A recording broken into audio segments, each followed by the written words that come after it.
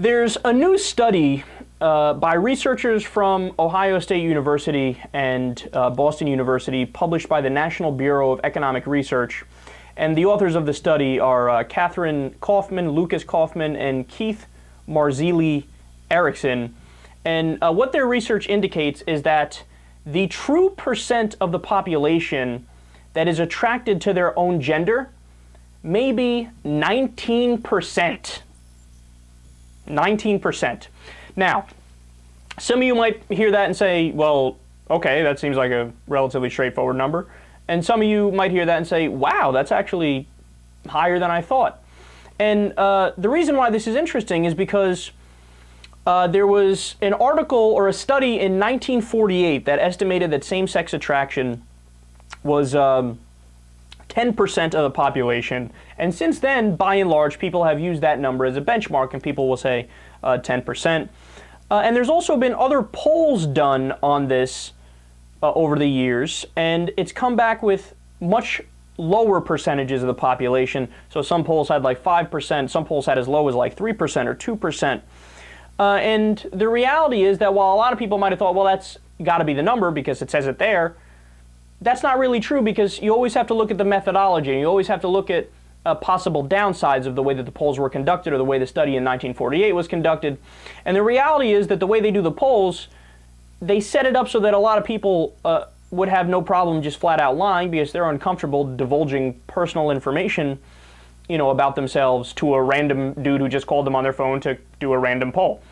So the reason why this study is more accurate and why it's really interesting to me is that what they did is they found out a way, and they described this in detail in the article on Alternet about this.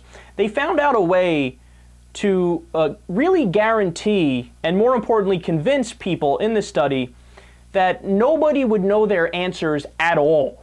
At all. Like, this is just between them and the frickin' computer screen that they're typing on. And probably the NSA. But that's a different story for another day.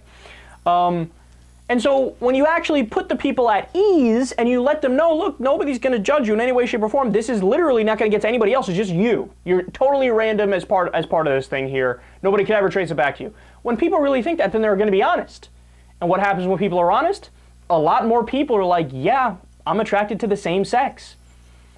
So 19%, man, 19%. And I mean, look, just going off my own gut, what I would have guessed beforehand, the percentage of people that are gay, I probably would have said between 10% and 20%, anywhere in that ballpark range there. And it turns out that it's probably the higher number. And remember, here's another fact about sexuality that's very rarely discussed, and it should be discussed more because this is the way it really is. Sexuality is actually a spectrum where you can be totally bisexual and be equally attracted to both sides, or you could be bisexual and be mostly attracted to the same sex, or you could flip it and be bisexual, mostly attracted to the opposite sex, but sometimes to the same sex. Or you could be on the very ends of the spectrum, where one side would be, you know, totally gay, and the other side would be totally straight. So the way we discuss sexuality nowadays is, you know, very didactic in a way, because we say, well, are you gay, straight, or bisexual? And look, to be clear, those labels do apply, because by and large, you do fit into one of those three camps. But the question is, to what extent and to what degree? Because, again, you can, the way that the spectrum works, you could lean heavily towards, you know, one thing, but kind of like the other thing as well. So this is just adding even more to our understanding of sexual attraction and who the American people are attracted to, how they define themselves sexually, and this is really interesting. And by the way, final point here, the fact that about 19% of the population is attracted to the same sex, and we're still debating whether or not this is a group that deserves equal rights under the law, it's mind-numbingly stupid.